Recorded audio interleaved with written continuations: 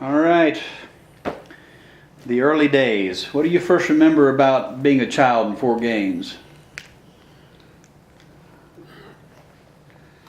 Well,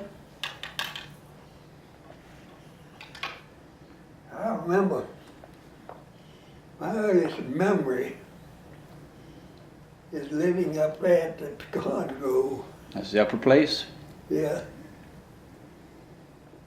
I was born down on Colemoke Creek at my grandfather's house. Grandfather on my father's side.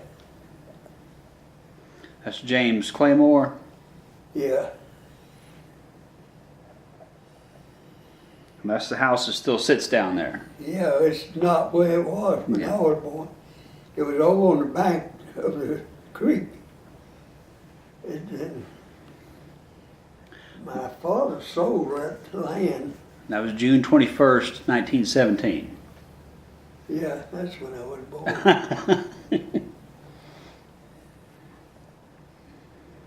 And I think they used to tell me I was 3 years old when we moved up into the orchard.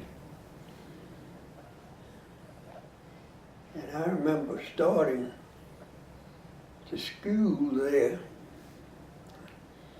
That was a dirt road out there, and had to ride the school bus. And my mother had a car, and they got Erin Rich to come up and live with them so she could go to school with me when I was in the first grade.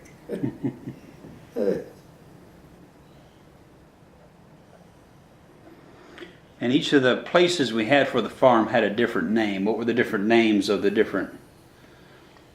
Well, that was the upper place. But they also had like the Grimsley place. Yeah, And the Grimsley place was down where that church is, right, that black church. Yeah. On the other side of that black church, there's a road that goes by the side of that church and in front of that church, and on the other side was the Grimsley place. It had about 250 acres in it. And then there was another place that other branches of the Grimsley that owned. There was about 250 acres, and then there was Old Neve's place, which ran down to the creek and to the river. And that's the lower place. That's the lower place.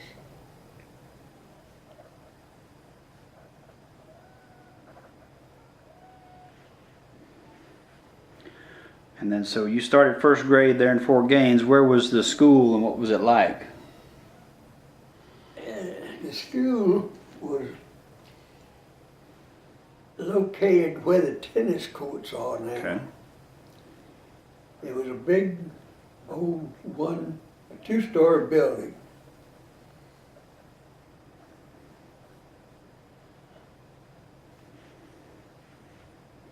How many years did you go to school there? I went until Christmas when I was in the 5th grade.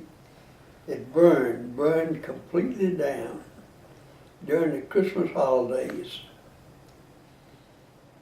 And when we started back to school, we had to go to school in the churches and the courthouse.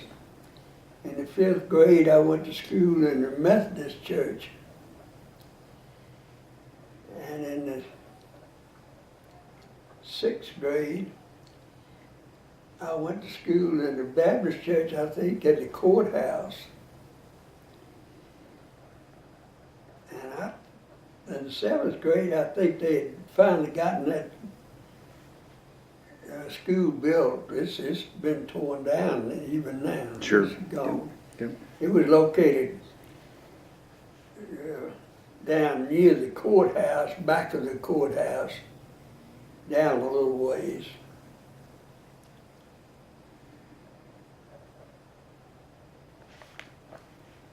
And that's where I graduated from high school. I graduated. It just had 11 grades. I graduated when I was 16 years old. Oh, wow. But I was 17 just a week or so after that, after the graduation exercises. I think the exercise was about the last of May. And I was 17 years old in June 21st of that year, 1934. 1934?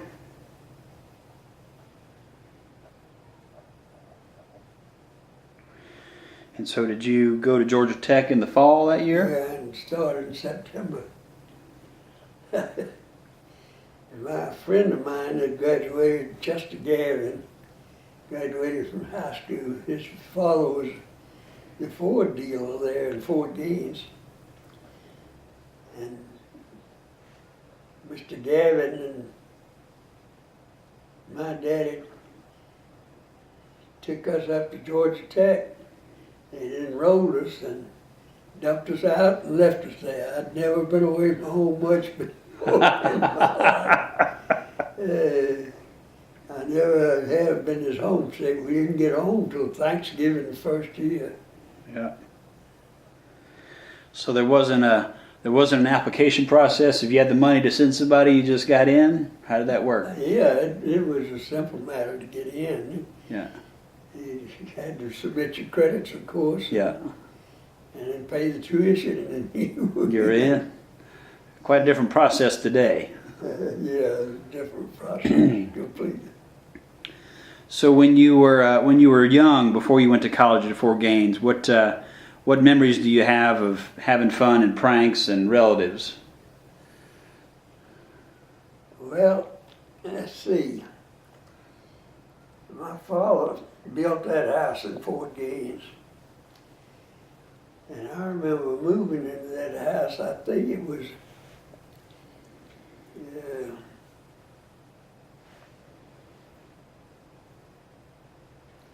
I think it was January the 2nd or 1st or about then, 1929. It was the beginning of the Great Depression.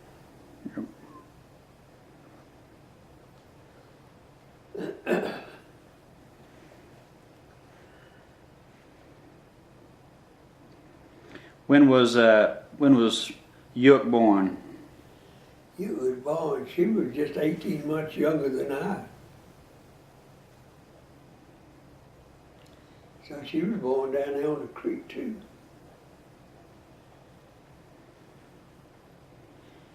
And Roy, brother Roy, he was 3 years younger than I. Now I can't remember if he was born down on the creek or up at the Pecan Grove. I don't remember.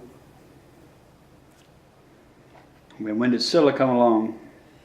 Scylla's 10 years younger than I, and she was born in Fort Gaines at that house there. And Jimmy was 15 years younger than I, and he was also born at that house in Fort Gaines.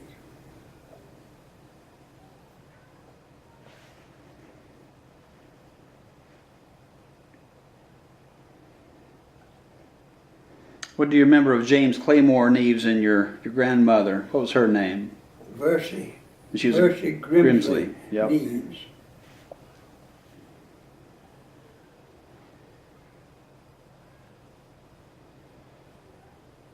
What were they like? Well, my grandmother, she had relatives that lived in Fort Gaines, brothers, Jerry Grimsley and Frank Grimsley.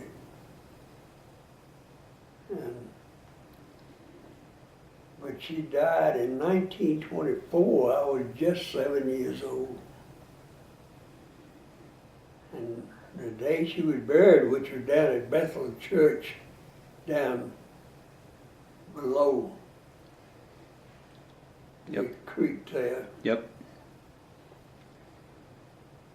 The day she was buried, they came home and my grandfather went to bed and he never got up again for a year and he died.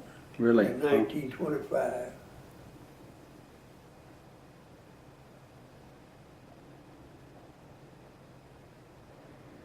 So you think he was just heartbroken? Hmm? You think he was heartbroken? No, I think old age, it seemed to me that he had diabetes and there was no treatment at that time for it. I think that's correct. I'm not sure about that. That's not a clear memory with me. Mm-hmm. And then he had twin brothers? No, he had twin sons. Twin sons, oh. My Your father's brothers. Oh, okay. Yeah. Yeah, all right. He had 4 children. The oldest was Aunt May. She married a guy named Hammock, who died real early, and they had had 2 children, Willie Jim Hammock and Alistair Mangum. But she died in the 60s, I believe it was. And then my dad came along, and then the twins, Grover and Ennis, came along, and that was the 4 children of my grandmothers and grandfathers, Neve's side. And you've told some stories about the twins. What do you remember about the twins? Not a lot, but they both owned places at church. If you go by that church there, go back out there about a mile. It's near Bethel? Huh? Near Bethel? That black church. Black church, the okay. Grimsley place. All right. If you go up that road there, there's about a mile and a half is where Grover lived. That house, I think, is still there. I believe it is. He owned that place there at the time. And then over on the other side of the creek was Ennis Neve's place. That's where Uncle Ennis had.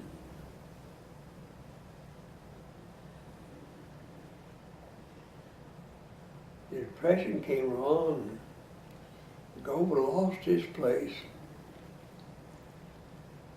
And my daddy, took over the Ennis Neve's place, and little Roy now owns it.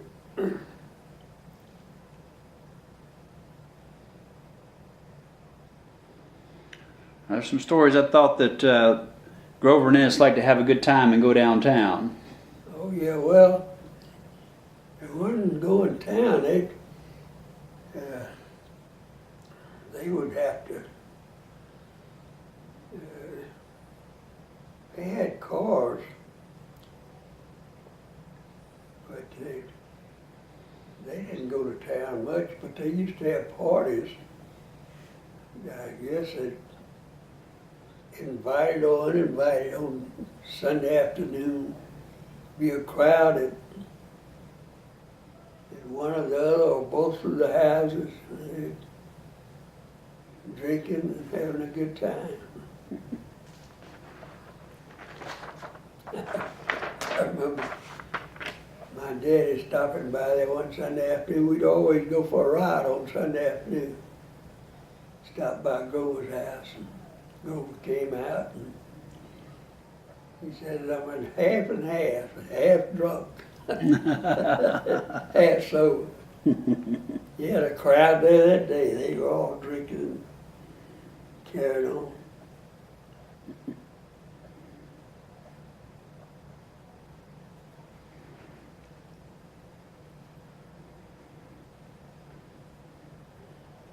Who are some of the other characters you grew up with in school from Fort Gaines? Chester Gavin. What about Daddy Carl? Was he? Oh, Carl Childs. Carl Giles. Mm-hmm.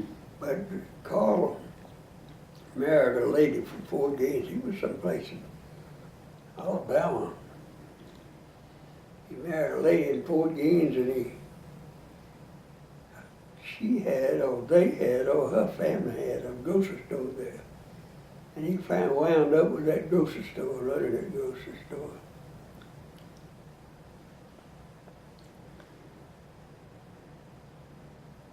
So when did he come to Fort Gaines? Carl Child. Mm-hmm. It was evidently after the war, short war. after the war, Uh-huh. about 1945, 46, somewhere along there. I remember Carl and myself, and there was a fellow named, above town named Ariel Taylor.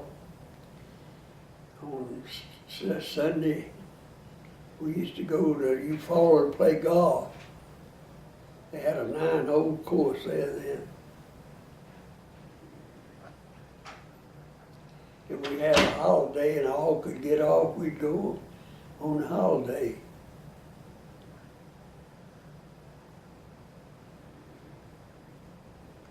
I also heard that Carl was pretty smooth with the ladies. Well, he got that reputation. He was a pretty smooth character.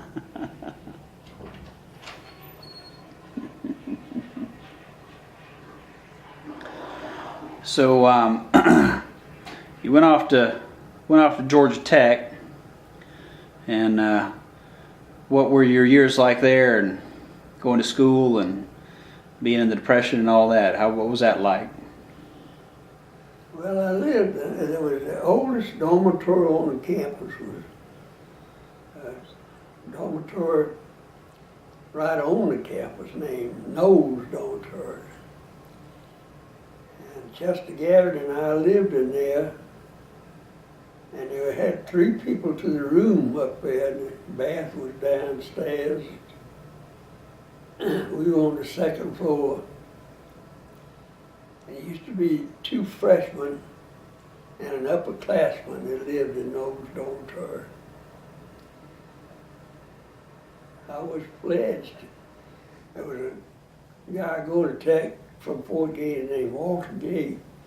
He was a senior when I was a freshman, I think, and he was a member of the Kappa Sigma fraternity. And Chester's had some folks that went to Auburn, and they were Theta Chi's. And they rushed me, and both fraternities rushed us. But when the pledge time came, I pledged Kappa Sigma, and he pledged Theta Chi. And over a period of time, less than a year, just a few months, he broke his pledge with Theta Chi and pledged Kappa Sigma. Oh, really?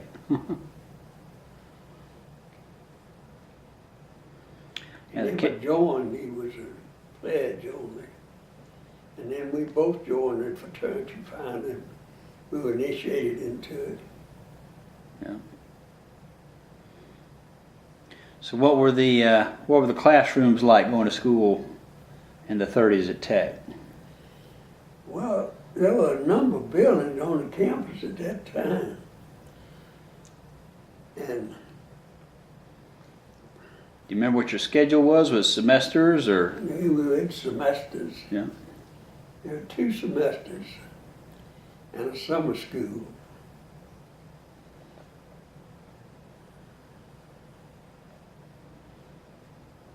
And I had classes in a couple of those buildings, 2 or 3 of them, I think.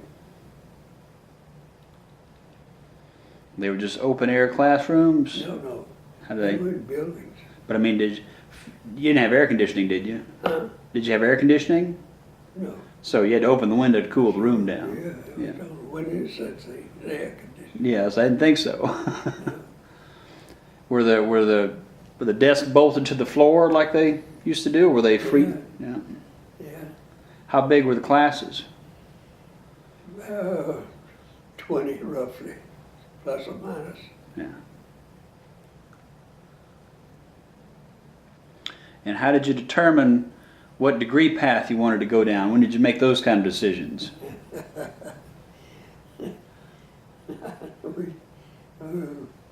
We went, I did, and I think Chester did too. decided I want to take electrical engineering. I got to be a sophomore and got into integral calculus and all that stuff. I couldn't handle it. I didn't have the background. And I changed courses to industrial management. You know, when I changed courses, I lost a bunch of credits. And I had to go to take an extra year. I went 5 years. Well, my daddy, I didn't tell my daddy. And he found out about it and he was unhappy. He was very unhappy.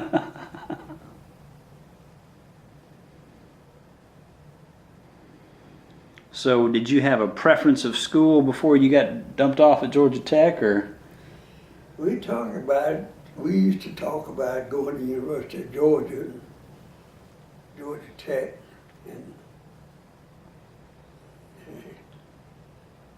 but it wasn't our decision. And Chester and I. Yeah. So your daddy's made the call, huh? Yeah. Mr. Gavin, Chester's father, was a state representative down there to Georgia, state of Georgia.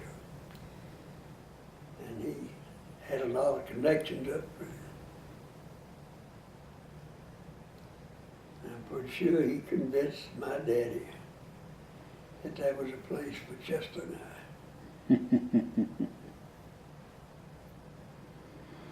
So did Yook ever go to school, to college? Yeah, Where'd she go to school? she went to GSCW, which is in Millersville. It was Georgia State College for Women back in those days.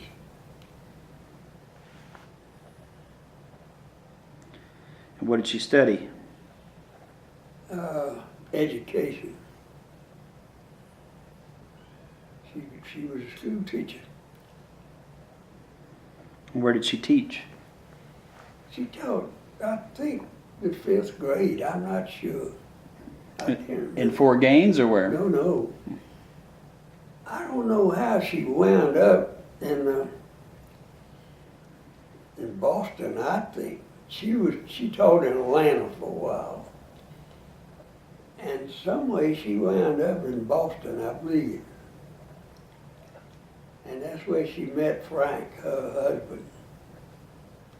And they got married. And Frank was working for a paper company, I think, and he got transferred to Savannah. And they moved down to Savannah, and that's when they he was working for Union Bag, and they had some houses on this complex there where the Union Bag and Paper Company was. The company owned houses. They lived there a while, and then the company moved those houses off down to Port Wentworth, and they moved with their house down to Port Wentworth. And not too long after that, I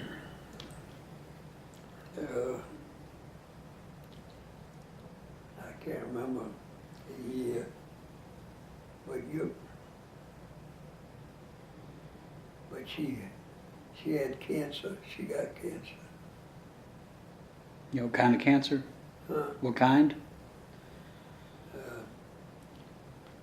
Internal ovarian cancer, I think it was.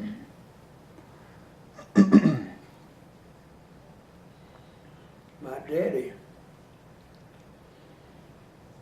had a heart attack in late '58, close to Christmas. And Yook was in bad shape, but she was living in Savannah. But she had a husband, Frank, drive her over to Fort Gaines. She lay down in the back of the car and he drove over there. And Penny was about 10 years old, I think. And she stayed at the house, and with my dad, and he was in bed with a heart attack. And she was not able to get up or anything to mount anything. And finally, that week, the week after Christmas, between Christmas and New Year's, the doctor told her she ought to go to the hospital with him. They had that hospital there at Fort Gates. Mm-hmm. And she said, fine, whatever you say. And she went down there and she died. I believe it was January 1st. It was, yeah. 1959. Yeah, it was. Mm. They had the wake at the house, right? Hmm. They had her wake at the house. They had her wake at the house, visitation. Oh, yeah. That's at my father's house. And she paid.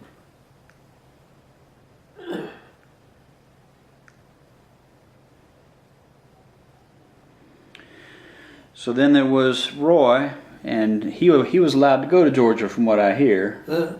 Roy was allowed to go to Georgia.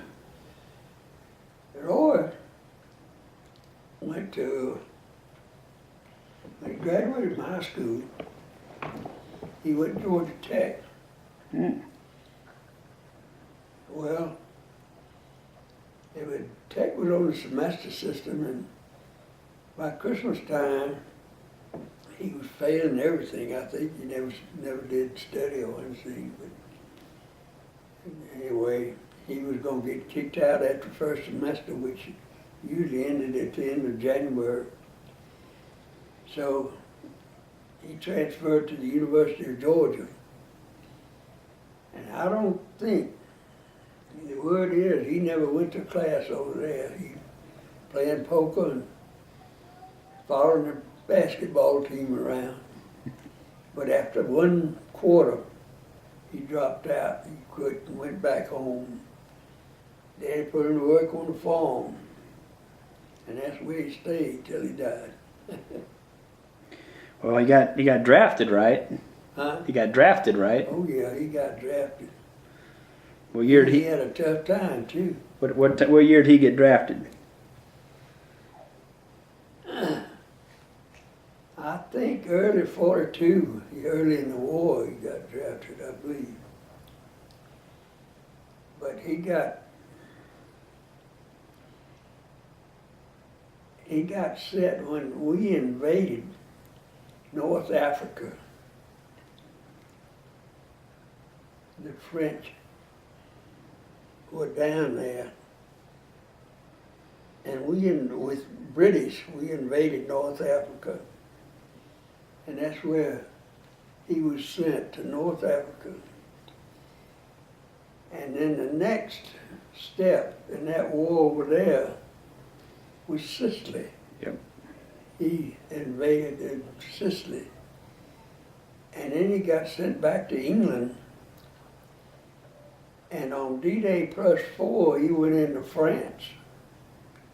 He didn't go in on an invasion, but on the 4th, he went over there. And he walked through France and Belgium and into Germany.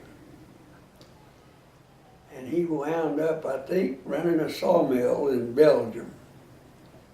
About 45, somewhere along there. Yeah. Well, he got wounded twice, and I guess after he got wounded the second time, they decided they'd let him run the first time, I think, he got wounded was a piece of shrapnel on his back, hit him on his back. It just... You know where that was, where he got wounded? I think it was his shoulder. He was in Sicily. Sicily? And then he got wounded in, I believe, Belgium. Another piece of shrapnel hit the back of his leg, down near the ankle, and made a scar there. But then that's when he got out of the hospital, they put him under a sawmill, because he had that experience previously. Where, you know where they sent him after he got drafted for basic training and all that?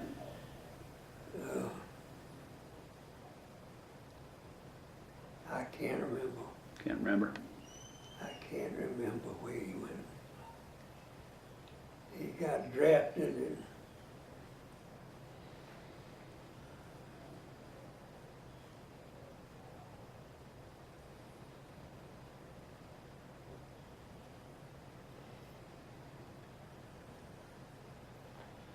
he might have been Fort Jackson, but I can't really say. Yep, yeah, it's okay, it's all right.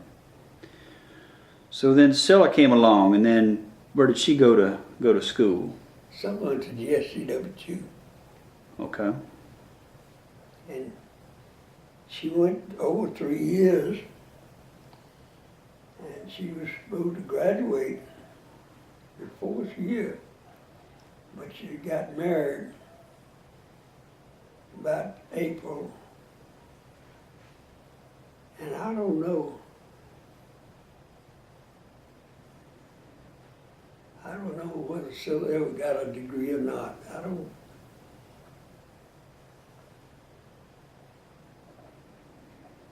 How did she meet Donald?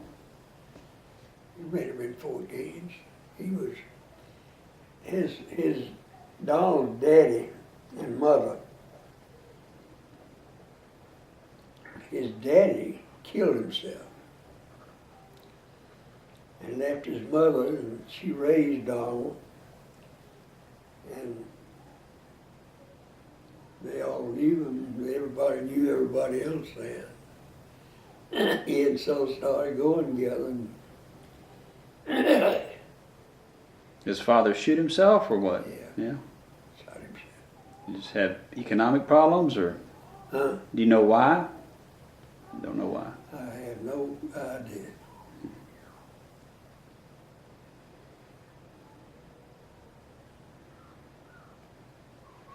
And then Jimmy came along, and he got to go to Georgia. Yeah.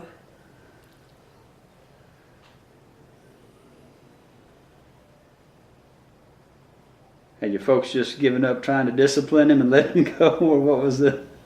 No, he went to Georgia and he graduated. He went right through. Yeah, but they didn't make him go to Tech though. No.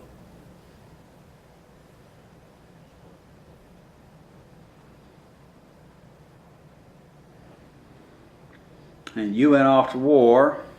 I think we captured a lot of those stories. And you came back, and I guess y'all were living in Atlanta. Hmm? And when you got out of the military, what did you do? I got out of the military in about September of 45. And I had annual leave until the 1st of 46. But the 1st of 46, I went to work for Southern Cotton Oil Company at Fort Gaines. We bought and shelled peanuts, and we had a cotton gin cotton, and mixed fertilizer and sold fertilizer.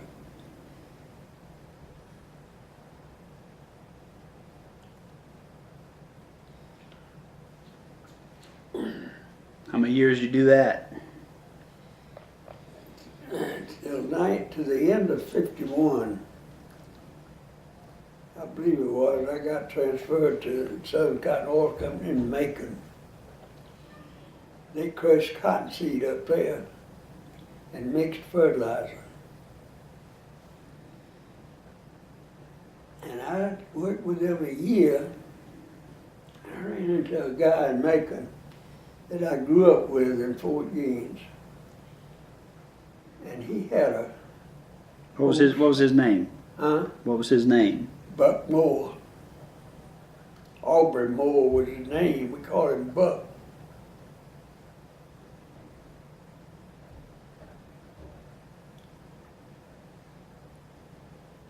And what was he doing? He had a wholesale beer business. He was in in Columbus and transferred to Macon. And the guy that was putting up the money got out of the business and left him, and he couldn't finance it himself. And I borrowed money with my dad's signature and bought into the business. And that was 1952. What kind of beer did y'all sell? We had Patrick Henry, Blatz, and the Carling line.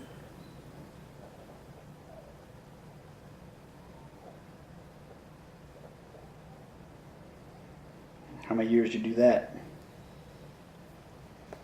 2 years, 53 and 54, I believe it was. I got out of the business.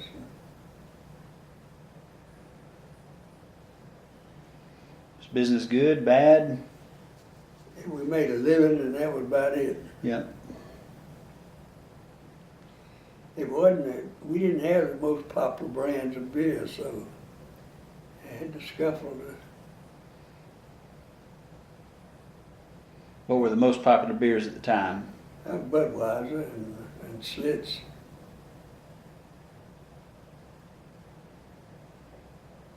Was Falstaff around?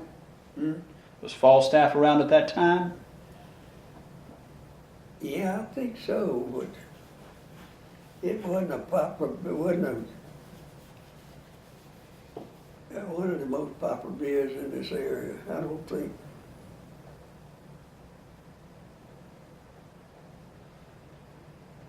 So then what'd you do? Huh? What'd you do after that? Well, that was through 1954, and then I decided to get out of that business. Another guy who was an automobile mechanic, we opened up a garage, and he did the mechanical work, and I did the bookkeeping, and that's the office thing, kept the office.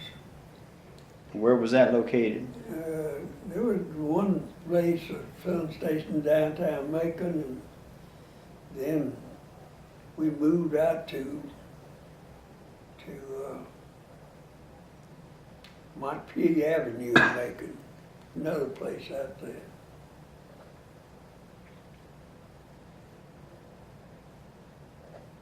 So you had two operations? Hmm? You had two operations? No, Just one? yeah, we just moved the whole thing, got to close one place and went Yeah. to the other. What'd you call it? M&N, I think. I can't remember. That was a distributing company, M&N. Was that the car business, or that was the? That was a distributing business. Oh, okay. We had been M&N, more than years. Okay. And what was the garage business? I can't think of the guy's name who was a mechanic. I don't remember, but Your initials again, or? no. But anyway, that was in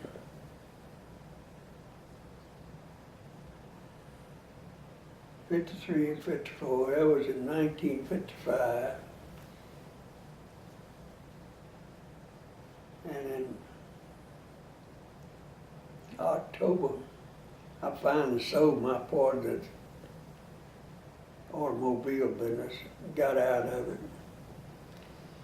We weren't doing anything, just barely making a living. Yep.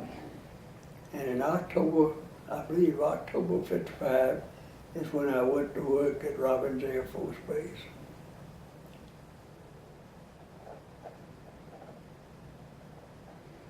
And what was your job out at Robbins?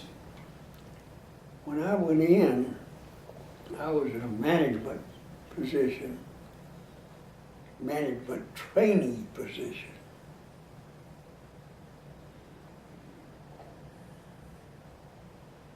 And I stayed, I got promoted a time or two, and I stayed in that field for the total time I was in the Air Force until I retired.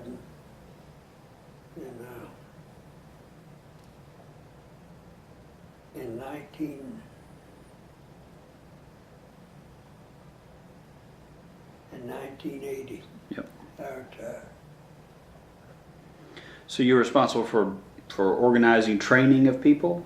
Well, we trained folks, and we were on a management team. I was in the industrial engineering area. We set standards, time standards, that type of stuff.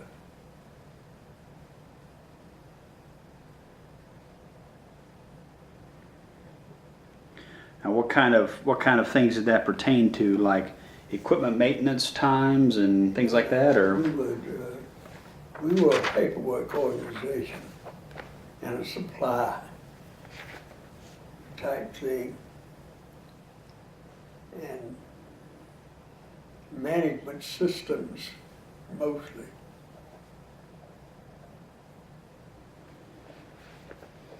So did these systems handle the back office stuff, like I do HR, payroll, accounting, procurement?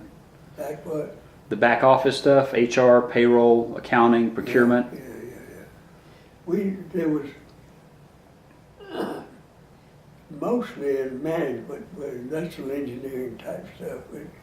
We set time standards for paperwork. We do method studies, the best methods, and set time standards on the time to process paper, that type of business. It's strictly office.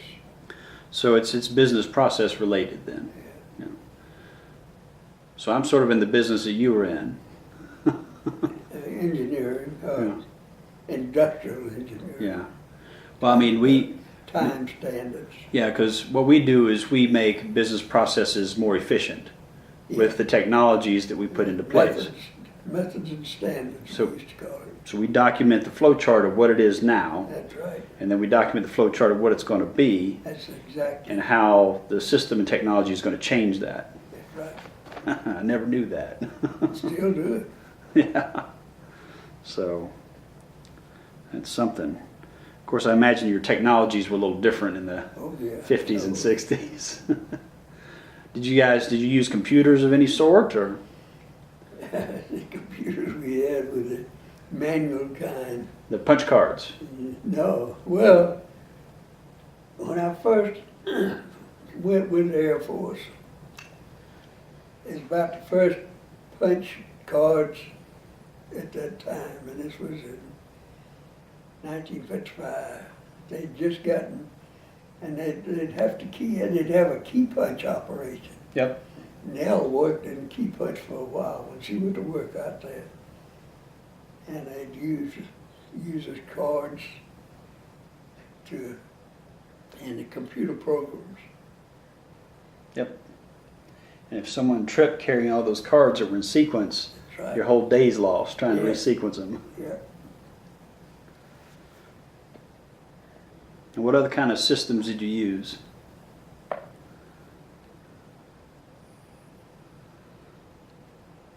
You remember? Yeah. Not offhand? Now the standards that you put in place, were they only used there at Warner Robins? Were they standards across the Air Force? Well, we used only Warner Robins. Supposedly we had the same method in all places, but you don't get the same method Yeah, I know in that. all the places. Yeah, I got 3 hospitals. I can't get them to do the same thing. So we had individual standards at what it would take to process this piece of paper from this point to this point. How many folks it would take. Yep. How long it should take them. Yeah. And were there things put in place where if someone got that stuck on their desk, they got reprimanded if they didn't get it moved in a certain period of time? No, they didn't. But it was just, it's up to the supervisor to get it moved out of there. Yeah. So.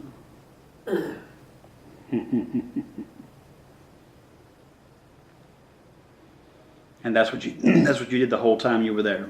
Yeah, in the management area. Yeah.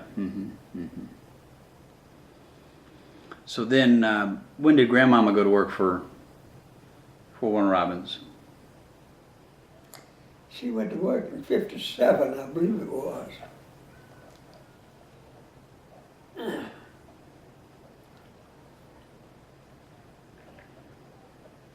in '73, I think it was, they discovered she had cancer.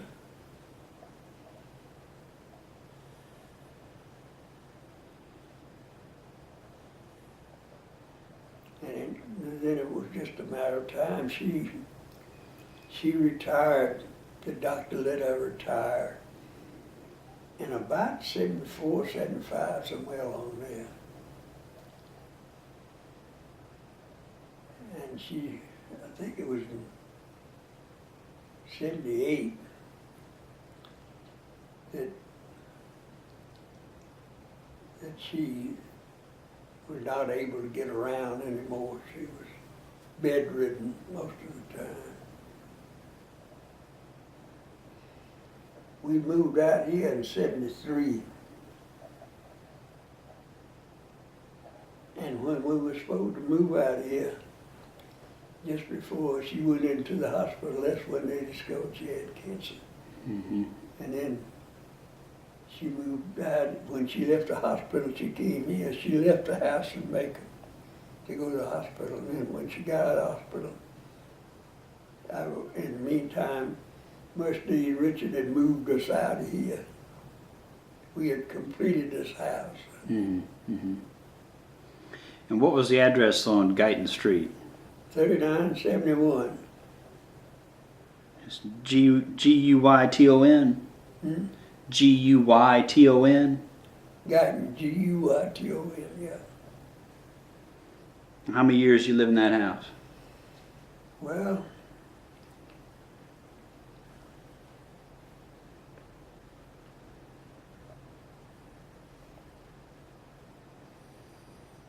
we bought that house, 51.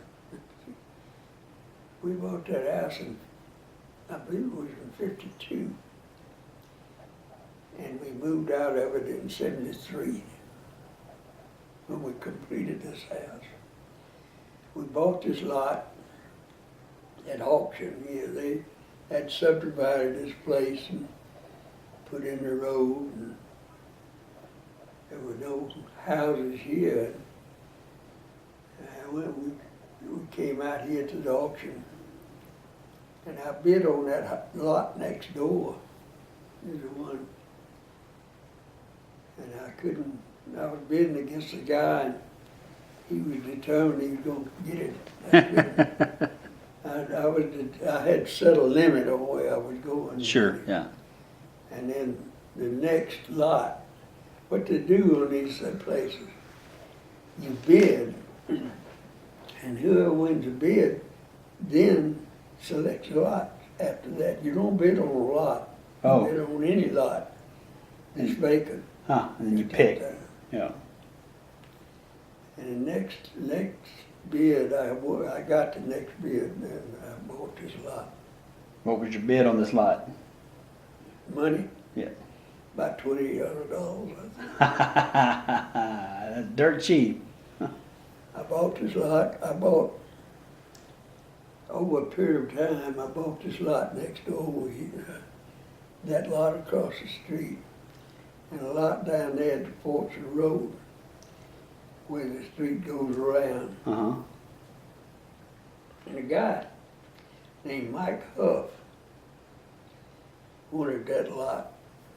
He had a house on the other side, across the street, a big two-story house. And for some reason, he wanted that lot down at the back there. And I had that lot for about 10 years, and he came to me. I said, let me think about it. And finally, I priced it to him for $15,000. It gave me a $10,000 profit. I had paid $5,000 for it. I kept that lot for 10 years and appreciated $1,000 a year for 10 years. Pretty good. And I made $10,000 on that lot. And I think I paid $4,500 for this one over here, and about the same for this one over here. And I believe I could get $40,000 for those lots now. Yeah. I bought my house in Florida, even though I had to put a lot of money into it to put a new tile roof on it and all that. I bought it $234 in 2001 and basically closed August 1st. Sold it April 2005 for $367.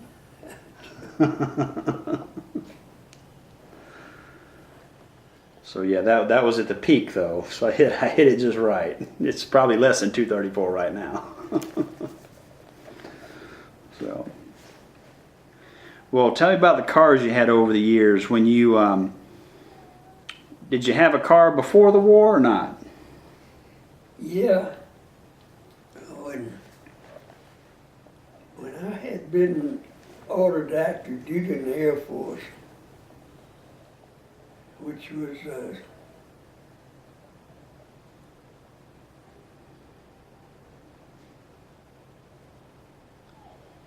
numbers that began to run together. Yeah.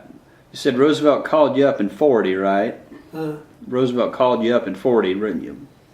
Yeah, I went on active duty November the 10th, 1940. Yeah. I didn't have a car. I was ordered active duty at Hunter Field in Savannah. Yep. And I took the bus over there. How long a bus trip was that? 7, 8 hours, I think. Yeah. Something like that.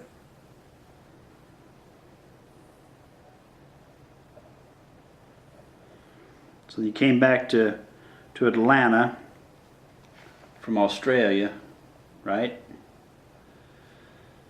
Yeah. Did you have a car then?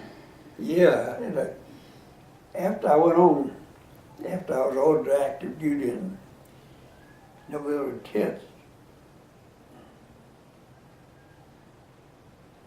October 10th, November 10th, 1940. Anyway, my dad made a down payment of the car of $200. It was a new Chevrolet. I drove it out of the showroom myself in February of 41. And he made the down payment. And I signed the note for the rest of the time for $50 a month. I paid with my payments on that car. What was the total price? The total price was, it seemed like $700.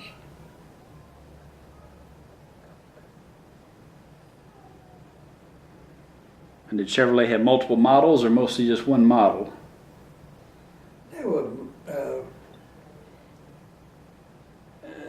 There were more than one model, Yeah. but not Not many. models. Yeah.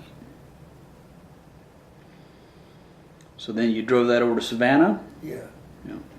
I was in February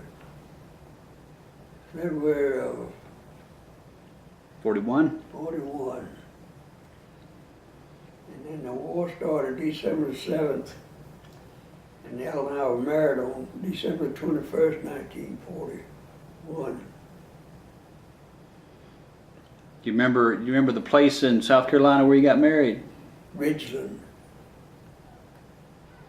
Was it a Justice of the Peace or was it a church or JOP? Justice of the Peace. Yeah. And then on January 20th, well, shortly after I married, they alerted us to get ready to go. And on, I believe, January the 20th, we pulled out of Savannah, troop train going to the West Coast.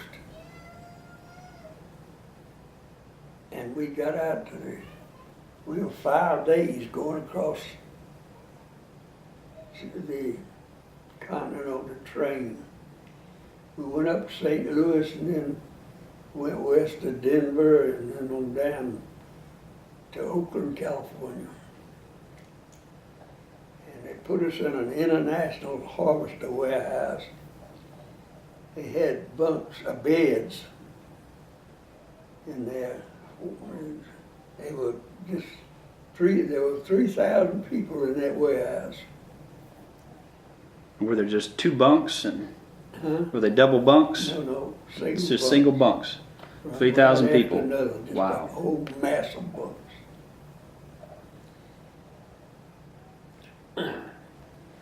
One morning we were getting up about 7 o'clock in the morning.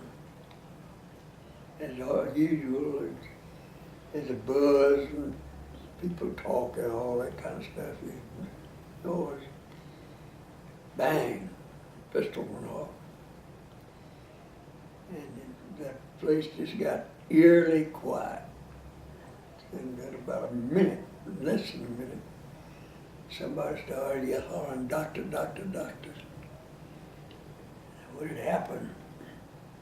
The guy on this bunk here was cleaning his gun, thought it was unloaded, a .45 pistol, pulled the trigger, killed the guy next to it.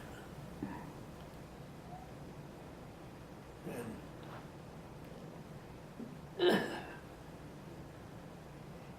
that was in January, and the weather in San Francisco was just perfectly awful, cold and rainy. And you had showers outside in a building. It wasn't in the main building, they had built a building out there. Yeah. And it was just miserable, really miserable. And we stayed in that thing about a week, 10 days, February the 1st, 1941, we were on our way, loaded on the ship, going to the Southwest Pacific. When did you have that picture taken in your dress uniform? Well, I was in San Francisco at a place called Oakland, California. Yeah. So you just basically had it done while you were there. Yeah, And you shipped that back to Grandmama? yeah. Yeah.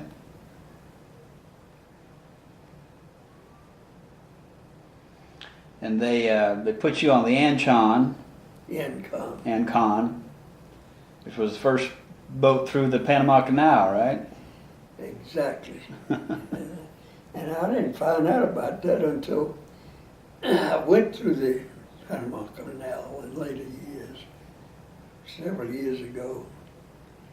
And I went through the canal on that same ship. Did you really? Yeah.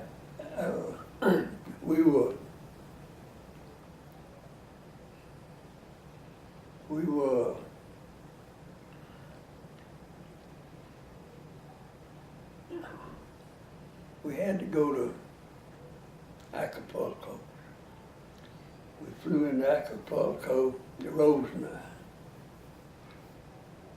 And then we got a ship there, and it was the Ancon. We went down, sailed down from Acapulco. We stopped for a time or two, but just for a little while, not long. The one place was Costa Rica. Take a little tour and come back. What year was that? In the 90s? Yeah, it was sometimes early 90s as I recall. Did the ship look the same to you after all those years? Yeah. But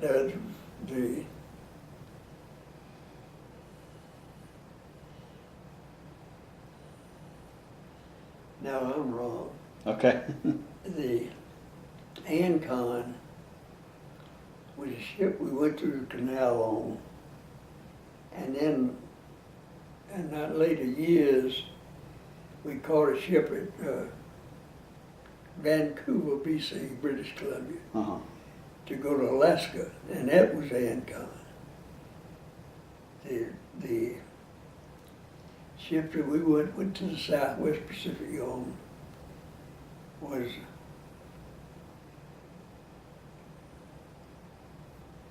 it started with an M. I can't think of the name, but it was a passenger ship that ran between the West Coast and the Hawaiian Islands. And that was a ship that we went to Southwest Pacific on. Because they do have, on the history of the Ancon, it did provide troop transport between California and Australia. Yeah.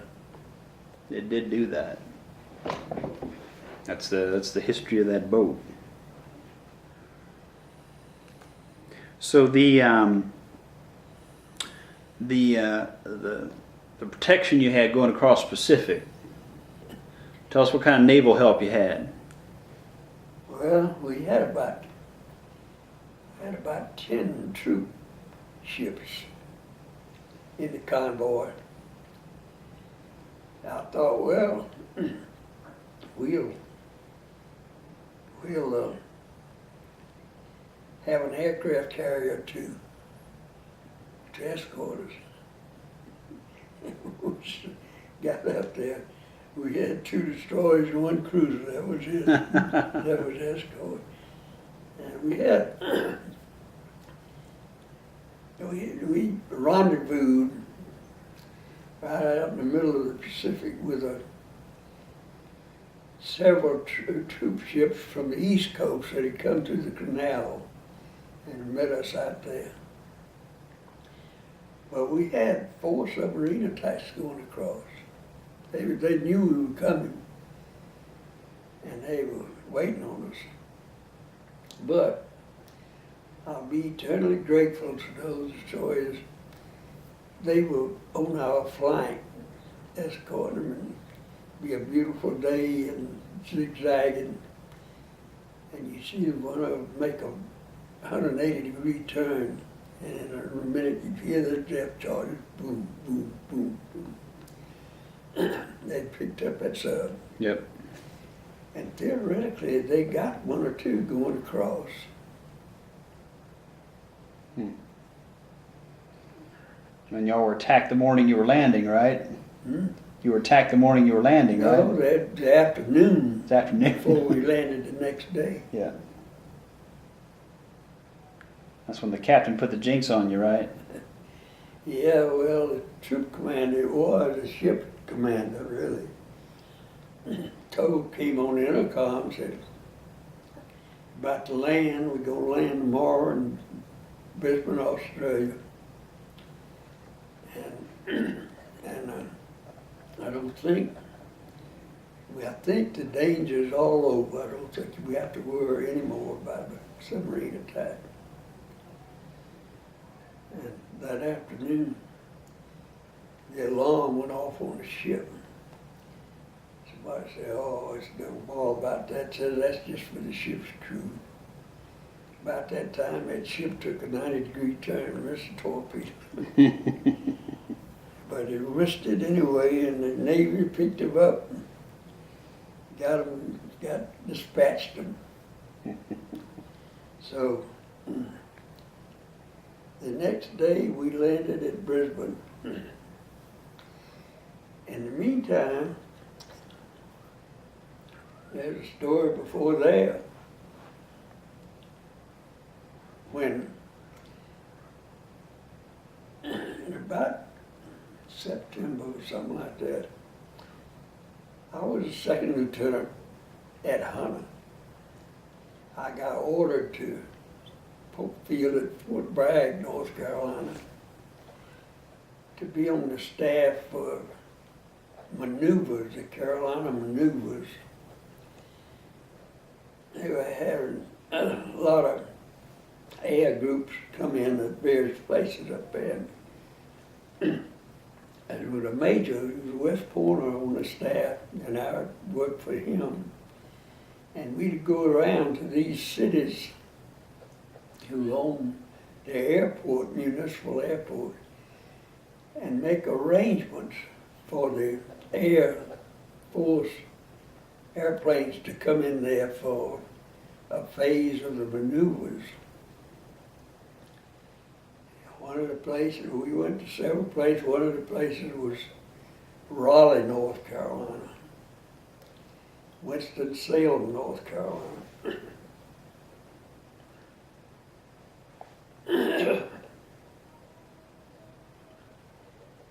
remember we would go to these airports. We weren't on per diem or anything, so we couldn't afford a motel. So we just stay in the lobby of the airport. They'd close up at night, and we had these folding bunks, and we just set them up and use the restroom. They put you up in some high school gyms too, didn't they? I did. I got put up in a high school gym at North Carolina State University. NC State? Yeah. Hush.